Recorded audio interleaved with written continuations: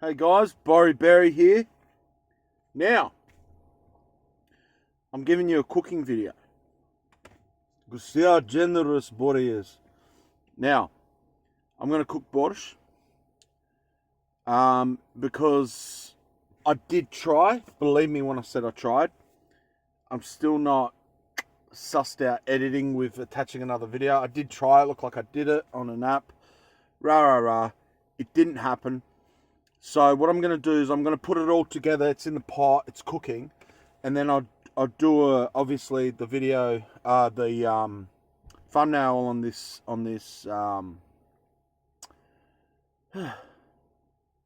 thumbnail on this vid is going to be of the finished borscht. I'm cooking borscht soup, Russian soup. I'm cooking it how it was cooked traditionally, and I'm going to sound really passionate about this because I am. Now, just with the whole borscht thing, there's a modernized version of it where it's like often vegetarian and they eat it cold. This isn't that, okay? This is traditional Russian borscht, okay? I take it pretty seriously, my borscht, having a Russian background. So, let's begin. So, in a bowl, my van's so packed right now, I've got stuff everywhere. It's a real balancing act. I've got a bowl here, cut up onion, garlic under the onion. It's all garlic and onion in there. So I've got that. I've got chopped up dill, fresh dill, good amount. I don't go by exacts. If you're looking for exact kind of amounts, I'm probably not the guy to learn from. I'm a very by feel person. Got my pot up here. I will be picking up the phone so you can see and all that. I've got my meat cut up. Now, with the meat, I just got to say something. If you have bones or fatty meat, like trying to remember, like a brisket or chuck steak, something with fat on it, because that's the only real fat that's going to be in there, and that's a part of it, the flavor and all that. And anyway, so I've got like a chuck steak with a lot of fatty bits on it. I've got way too much beetroot here, and I admit that. Beetroot, potatoes cut up into chunks, nice big chunks. So it's more of a soup kind of stew, really. It is a soup in my opinion. I just think there's a westernized perception of soup where it's like, tiny little bits of veggies and it's all runny, and that's fine if you're in a nursing home. Yeah, so lots of beetroot there. Didn't need that much beetroot, and I probably won't put all of it in. And I've just put it in this pot for storage, but in this pot I have cut up cabbage. I don't know what's left my brain today. Okay, so trusty wooden spoon that I've made. I turn on the pot. I've also got salt, pepper, and this is my favourite. And obviously stock you made from scratch, but I'm not going to be doing that in my van. Is better, but I like these stock cubes. OXO or OXO or... Yeah, anyway. And normally one lemon, but these are puny, so 2 lemons. I guess it's kind of a secret. It's not something everyone knows, but you'll see why I've got them. So I whack my garlic. Like I said, preference, you might want to do heaps of onion. Can't really overdo it, really. Garlic and onion in the pot. Now, do not add oil. And you'll be like, well, why? Because there's no need for it. All the oils and fats going to come out of the fatty meat. Now, if you're worried about your garlic and onion getting burnt, I should have shaved my armpits. if you're worried about your garlic and onion getting burnt, you just pour a bit of water to take off the edge.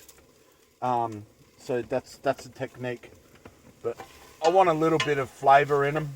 But I will add a little bit of water just to take off the edge so they don't burn on the bottom, completely burn. Oh, bit of steamage. I'm getting sweaty in here like banya, like sauna. I've got my hat on so I don't get hair through my borsh. Got a mate coming later. He came the other night when I made a stew. He's coming around, he's going to eat borsh. Oh, and a must with borsh is sour cream. If you don't like sour cream, I feel sad for you. That's a real part of it. When it's cooked, you put a big dollop of sour cream and crusty bread, and I've got crusty bread from a homeless shelter. Some good rustic crusty bread is a must to eat the soup with bread. That's a very traditional way to eat it. I'm not saying you have to eat it with bread, but please, I am saying you have to eat it with sour cream. All right, big dollop of it when it's fresh and you're ready to eat it. So fry it up.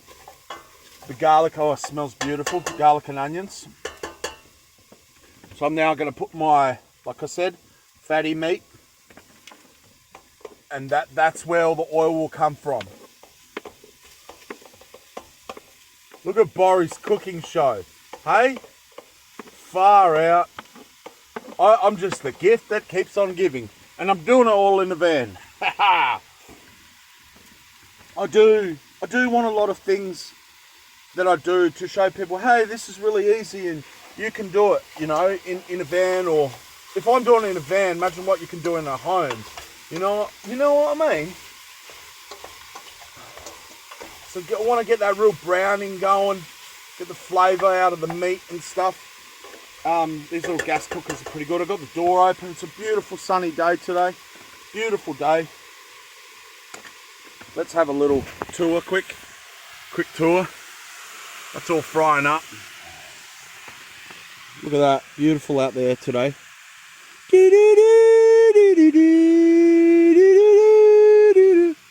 See, there's even music with that.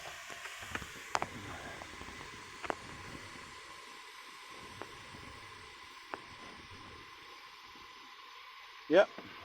So, give that a little stir. Da da da da da da. Let that brown up a bit. Why I show you my gourd bottle with daylight. You can actually see it. Check it out, my gourd, guys. Oh, look at that. Look at my gourd. That's my gym drink bottle now. Now you remember me saying in other videos how much I love drink bottles and stuff, because you won't. Because I'm about bushcraft survival and all that, like I've talked in other videos. You won't last very long without water. In a bad situation. And so you can imagine I love the practicality of carrying water. Could have put a strap on it, whatever. I will make another one and you will be seeing what I do with that. I might put on a strap out of this other one. And these are both gourds I've harvested from that place on one of the videos. And go back, watch the gourd video if you want to know what I'm on about with the gourds. Look at that, nice and dry, ready to go. See the big difference? You know? But yeah, so again, I'll repeat myself if you haven't watched any gourd videos. Gourds, they reckon nearly any ancient civilization, they still use them around the world today. I'm just fixing up my beard. Pretty much any ancient civilization was using gourds. I think that's pretty cool.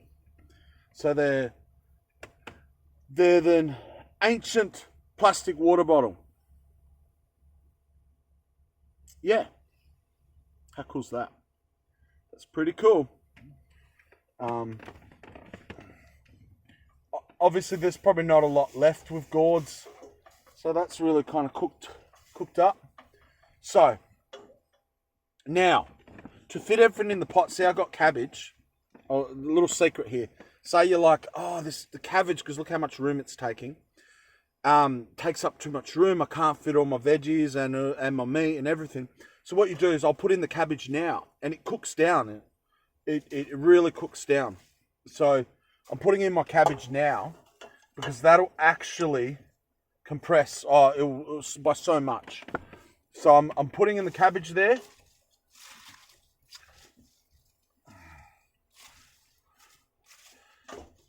And that'll cook down. Give it a little mix. A little bit more water to help the heat and steam break down that cabbage. I want to see how much of that beetroot and potato I can get in here. Oh yeah. Now,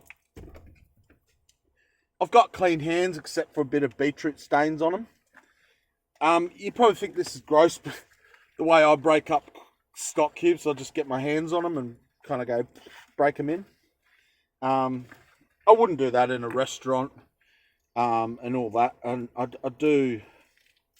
am conscious of, you know, I can, believe it or not, I can be quite fussy when people be very germy and dirty in there. So I just broke that up into there. Like I said, my hands are clean. But yeah, I wouldn't recommend be doing this in front of people or cooking and just, you know, because people get grossed out, which is fair enough. I get that. I don't want to come across as a real dirty person when I'm cooking for people, you know what I'm saying? Maybe you do, maybe you don't. So I'll put 3 of those in, and you'll still be adding up salt later for the salt levels. It's something I'm passionate about. So you get all the flavors right, and I'll try my cooking a lot. And the reason why is because I'm hungry. No, I mean, that's a bonus. But I'll try it a lot because I'll get that salt level just right. And often if there's people around me, just in case my taste buds are off, I'll get people to try the soup or try the sauce or whatever. Just to, what do you think of the salt? And, you know, there is a standard. And I'll probably hark on about that a lot. I've talked about that a lot, I think. There are standards for things, guys. Like if you ask for egg in anywhere, like a restaurant, cafe, breakfast thing, whatever, if you don't ask specifically how you want your egg cooked, it's always going to be yolky. Because that's the standard. The yolk, you know, the yolk, the orange or the yellow part of the egg, that's meant to, by standard, be yolky. You know, but some people might go, oh, that's not how I like it, grosses me out. Fair enough. But you usually have to go out of your way to tell them to overcook your egg. To overcook it, to cremate it, you know what I mean? That's great, man. You can do that. You know you can. So we've added garlic, onion, greasy meat. Like I said, fatty meat. And that's the beauty of it. You don't have to have a high quality, you know, steak or whatever. If you do want to mix good lean meat because you want a certain meat in there, that's fine. I don't really think good meat is too lean anyway, but you can mix that, and this, I've done this too with, say, bones, and bones are great, you know, like a soup bone thing, especially for, I mean, soup in general. Have a big pot, get the biggest pot you can, you know. So even if you're by yourself, you can prep and put away meals. This kind of food is so good to eat later, and like it tastes even better the next day and all that. You know what I mean? So yeah, so I'm big on that. So it looks, I guess I'll show you how it looks at the moment. So you can see the stock cubes kind of running through it. That'll all break down. Cabbage is breaking down a little bit. Wait till that breaks down a bit, and make more room for my my massive amounts of beetroot. So yeah, so now you're just stuck with me.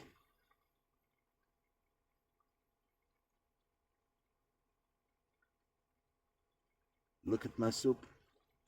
Look at my soup. Yeah, anyway. Yeah, so we're up to this point. and I'm trying to fill in space. I'm trying to just talk and keep you guys on the line. Please don't stop watching this video. I'm not finished yet. It's looking good. The cabbage is starting to break down a bit. Starting to give me just flick me in the eye. On the side of the eye, not in the eye. So wear safety glasses. But yeah. So yeah, got a bit of room there now. Bit of room. Now, this part, I'm going to be adding, again, I've got super clean hands, very clean hands. I just dropped it. I didn't do as many potatoes, so I'll get all the potatoes in there, kind of pick it out of this mix, because I don't think I'm going to use all this beetroot. Really don't want to waste it, but man, just dropping stuff.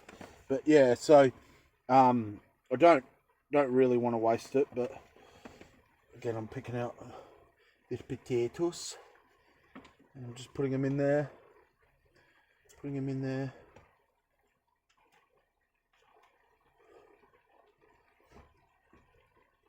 Oh, look at I love the colour of beetroot. It's really healthy. There's a lot of cool, healthy things in this. Oh, as well, man, this soup is very healthy. Very healthy. Especially the way I'm cooking it. I'm not adding any extra oil. It's all coming from the meat. The right type of fat. Yeah, it's pretty good. There's a lot of, I'm not going to go through a lot of the benefits, but there's a lot of benefits of beetroot. So I'm going to start sliding in beetroot here. Oh. Beetroot. Oh yeah, Borry might just get it all in. I'm notorious for fitting a lot of stuff in little pots in my videos. If you've seen one of my first cooking videos, I think it was my first one. Yeah, see, I'm getting views. I'm trying to promote views on older videos, because just because they're older just because they're an oldie doesn't mean they're not a goldie. You know what I mean? So I've actually gotten all that beetroot in there, guys. So I'll show you. I'll just mix it through and then I'll show you again, because I know you want to see it, eh? You want to see it, don't you? So put that there. So I'll give that a mix. Give that a mix through. Oh, look at that. Oh, tasty. So tasty, man. That's great. So I haven't added liquid, but I'll explain that in a second. So how easy is that so far? Don't you think? Yeah. So I'm listening to you right now. What's that? Yeah. You think it's really easy? I just spat. Like I'm not talking to someone's face in front of me, because I'd be spitting all over them. It's so easy. And I always put love into it, man. The passion. Because that's the main ingredient that you bring when you cook, guys. Put love into it. That's why I find a lot of people don't actually cook, especially when they're by themselves. And I'm going to say it, and it's not something people say, but it's something I notice, because they don't feel they can bring the love to the cooking. And I do it even by myself, man. I cook, I bring the love. I'm blessed. I'm so blessed that I can share this kind of stuff with other people. And like I said in another video, I was shocked. I was shocked how much people were impacted by my cooking when I was in Lismore. It was really, I was like, wow. Because I had this thing, I'm like, don't cook in other people's kitchens, because it can be real difficult. But you know what? I managed, and I managed to cook really good food. So how cool's that? So now I'll show you how that's looking. So that's with very little fluid in it at this point. Let's have a look-see. Grab your binoculars. Come follow me. See that? See the cabbage, beetroot? It's all there, the meat. Right? Now, I'll show you again.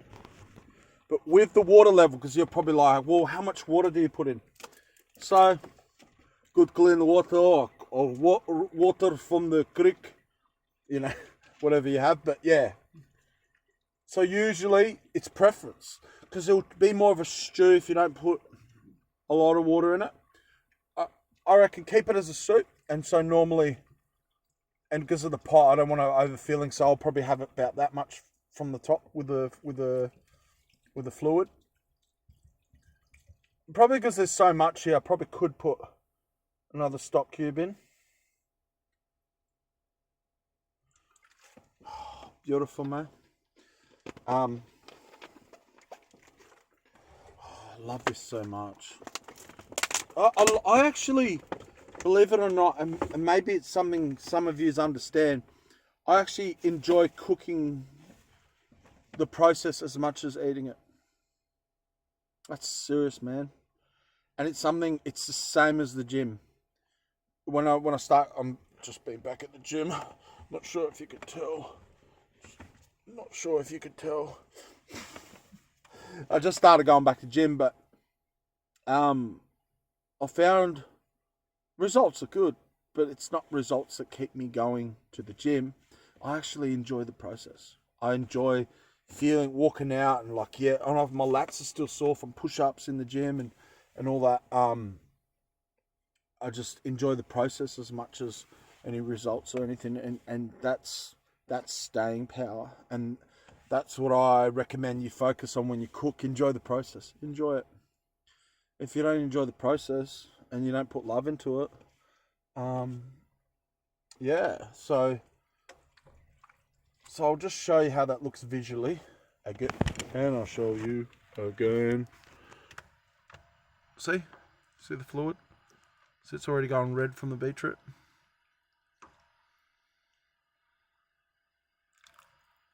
See the level? Bit of room so it doesn't overboil in the van, you know. Now this is a fun part. Now obviously as everything breaks down and cooks, you kind of add salt as you go along, because obviously things absorb and change and the salt kind of spreads in it. So don't overdo the salt now. And you'll be surprised how much food there is there. I'll put in a lot of the dill, but I'll put some more towards the end as well. Look at that, a good amount. Dill's a big part of it. It's a big deal. Dad, stop it. Yeah, but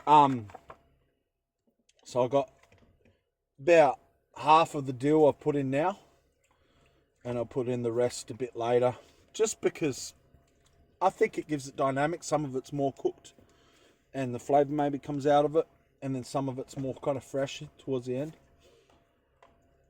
Not saying you have to do it like that, that's just how I do it. And you experiment, you learn things your own way, and you know, some of you will be like, I make Borsh better, but we all learn off each other. So I mixed in that dill a bit. Again, because I've done this a lot of times, I don't usually I haven't overdone the salt that I can remember. So good amount of salt there. Mix that in. But before I mix that in, pepper. I like to have a lot of pepper in my soups in general, especially Borsh. If there's any spiciness to it, I want it to be the pepper, if that makes sense. Good amount. Like I said, there's a lot of soup here. And I got my big Viking mate. He's a big dude. He's taller than me. I love him to bits. I love all my good friends. I really mean that. So, just added now, guys. This is a bit of a secret. I'm not saying it's a total secret. No one knows it, because people do. I haven't mixed the salt in yet properly, but the lemon. Now you're like, why? Well, it stabilizes the pH, which keeps the nice red color. And well, you've already seen it, but you'll see in the picture of my soup. You'll know. So I've got two because they're small little lemons. It also does give it a slight dynamic to the soup, which I have picked up on. Just a little bit of zing, and the sour cream will do that too. Just gives it a bit of freshness. If I was to describe what it does, it gives it freshness. So I'm going to put two of these little little organic, homegrown. A mate's kids picked these when I was traveling back. So beautiful little lemons. Smell. But yeah, so I've done 2 of those little lemons. Look at me, I'm Lemon Bay. Oh, I don't know. Yeah, so 2 of those lemons. And because I didn't mix the salt through. And yeah, guys, that's literally, it's all put together. Now it's just cooking. How easy. You know, you didn't have to cut all the veggies up and all that, Borry, in your little van. No, I did. I didn't want to sit there balancing act and cutting it. It was pretty brutal trying to do all that. So I had it all cut up, obviously. It's all part of it, you know. And you know how I like. You might not know, but I like sharpening knives. So you know, my knives are always sharp, and you know, it's really nice. You know, if I have to cut meat or whatever, it's a breeze for me because my knives are sharp and it's all kind of. So what I will do is a bit of a taste tester. And like I said, it's going to change as it cooks, and that's where I'll really get the salt right. Oh, that's horrible. Don't do it. Nah, it's awesome. Yeah, so that's my video, guys. Thank you for watching. Oh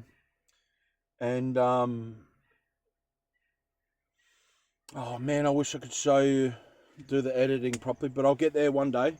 But you've seen how I put all that together. Actually, no, I will explain more because maybe I wasn't clear. So got my lid here,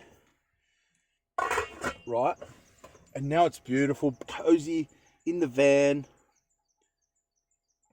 I light some incense to keep the bugs away. That's just going to slow cook there, mate. I'm going to leave that boy there, and it's going to be cooking away. And there's a little vent, and I'll face the vent, and I'll watch the little vent with the steam coming out. And I check it every now and then. The only thing you need to know from here, you'll be like, when's it done? So, when it's done, when the potato starts, and not so much the beetroot, not too much, but the potato will get kind of mushiness, and it'll thicken it up a little bit. And obviously, again, I recommend you check. So you might try a piece of the meat and all that. Play with the salt as it's cooking. Oh, it needs more salt. So when it's more cooked, I'll check the salt levels because that still needed a lot of salt. So let it cook down and all that. So I don't want to over salt it. It's a patient game, especially when you put your heart into it. It's like a relationship or whatever. You got to nurture it, and you got to there's a time for things. And yeah, now that's cooking away. I've put it on really low on the gas cooker, and then it will eventually still boil up on that really low. It's not a bad pot I picked up second hand. It's got a nice thick base. Usually a quality pot will have a thick base. I really like it, and it's bigger. I used to use that blue one you saw me with the cabbage in it, and it's that one's so much bigger. This one's way too small. So I hope that helps, guys. Water levels, I shouldn't have to touch it. Once you get the water level right with how much from the top, I said, you don't have to have that many veggies in it. Or I didn't actually overdo the meat, really. It is a big part of it, the meat, in this session for flavour and all that. Another thing you can do, I don't think it's a must, and this is a soup thing in general, but when it's really cooked up and you get all the kind of stuff come to the top, I do it, actually. I have been doing it. You scoop a lot of that crap off the top, because that'll be a lot of, if there's anything bitter in the flavours and stuff, it's usually sitting there in that kind of dregs on top of the soup. So it is cool to scoop a bit of that out, and that's a bit of a technique. It's not a must. That's literally it. So how do I know when it's cooked? I try it. How do I know the salt levels are right? I try it. How do I know what to do with my life? I try it. No, I don't know. But that's how you yeah, and that's literally just going to cook away. I'm going to get all cozy. I've got my laptop. I've got a computer game on my laptop because I killed my Switch. I normally like to play a bit of Switch as well sometimes. I'll watch, because I'm ADD, I've got multiple things going. That's where I thrive, in my little van. I've got a few art projects going. I obviously made my god the other night. I've got a... yeah, so thanks, guys. Thanks for watching.